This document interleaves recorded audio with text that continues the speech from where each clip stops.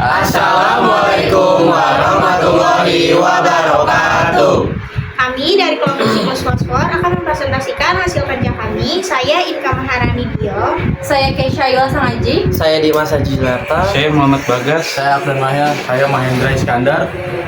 Siklus fosfor dalam gambar ini dapat dijelaskan secara detail sebagai berikut. Pelapukan fosfat dari batuan. Fosfor berasal dari batuan yang mengandung fosfat. Seiring waktu, batuan mengalami pelapukan akibat faktor cuaca, air, dan aktivitas biologis, sehingga fosfat dilepaskan ke dalam tanah dan air. Yang kedua, fosfat dalam larutan dan presipitasi kimia. Fosfat yang telah larut dalam air dapat mengalami reaksi kimia yang menyebabkan presipitasi pengendapan menjadi bentuk yang lebih padat di dalam air.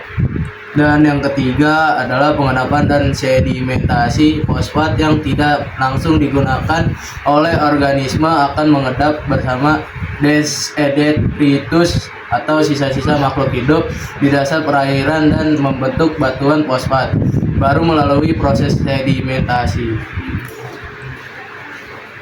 Pengangkatan geologis dalam jangka waktu yang sangat lama, pergerakan tektonik, dan proses geologis lainnya dapat mengangkat batuan sedimen yang kaya fosfat kembali ke permukaan, mengulangi siklus fosfat dan dalam tanah. Fosfat yang terbebas dari batuan melalui pelapukan akan masuk ke dalam tanah, di mana ia dapat diserap oleh tumbuhan atau tercuci ke dalam air permukaan.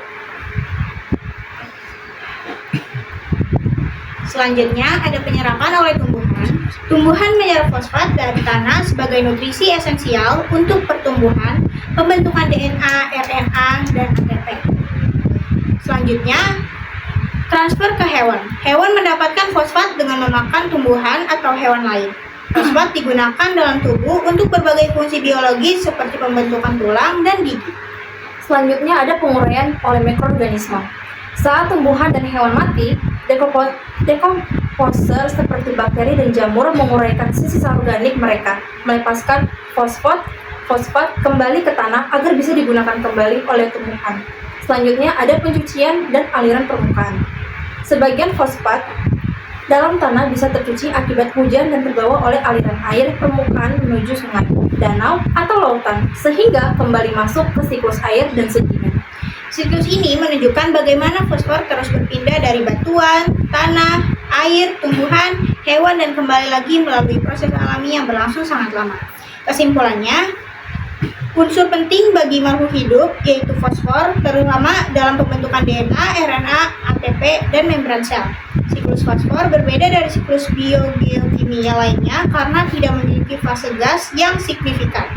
Fosfor berasal dari pelapukan batuan, kemudian masuk ke tanah dalam air, diserap oleh tumbuhan, lalu berpindah ke hewan melalui rantai makanan.